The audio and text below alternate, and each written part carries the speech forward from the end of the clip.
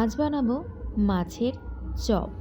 আর তার জন্য আমি নিয়েছি মাছ সেদ্ধ করে, এটা অবশ্যই কাতলা মাছ, আর নিয়েছি সেদ্ধ আলু, সঙ্গে পেঁয়াজ কুচি, আদা কুচি, রসুন কুচি, ধনেপাতা।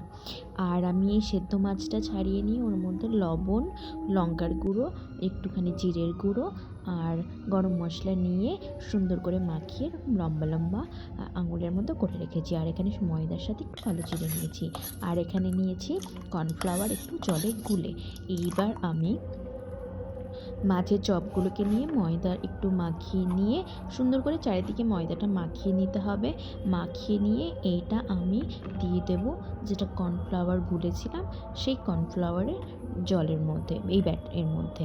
তো এই প্রসেসটা আমি 2বার করব। করে আমি এটাকে আবার ময়দা মাখিয়ে নেব, যাতে একটা ভালো কোটিং তৈরি হয়। তোমাদের কাছে ব্রেড ক্রাম্বস বা বিস্কুটের গুঁড়ো বা কর্নফ্লেক্স গুঁড়ো করে যা খুশি দিয়ে করতে পারো। আমি এটা জাস্ট সিম্পল রাখার জন্য এই জাস্ট ড্যাব করে নিয়েছি। তোমরা এগ ওয়াশও ইউজ করতে পারো। এরপর আমি নিয়ে নিয়েছি কড়াইতে তেল। তেলটা গরম হয়ে গেলে আমি আস্তে আস্তে ওগুলো ছাড়বো। আর তেলটা গরম হয়ে যাচ্ছে কিনা তা বোঝার জন্য আমি এক টুকরো তেলের মধ্যে দিয়েছিলাম, দেখলাম তেলটা গরম হয়ে গেছে।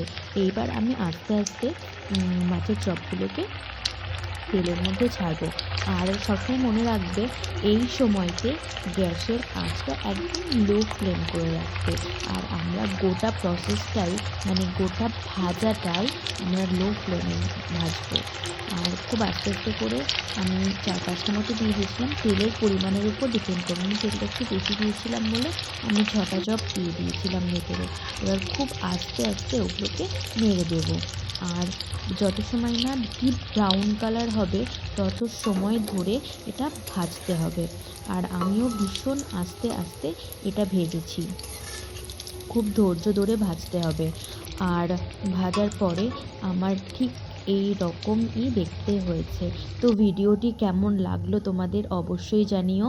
তোমরা বাড়িতে ট্রাই করো আর একটা লাইক কমেন্ট করে দিও অবশ্যই।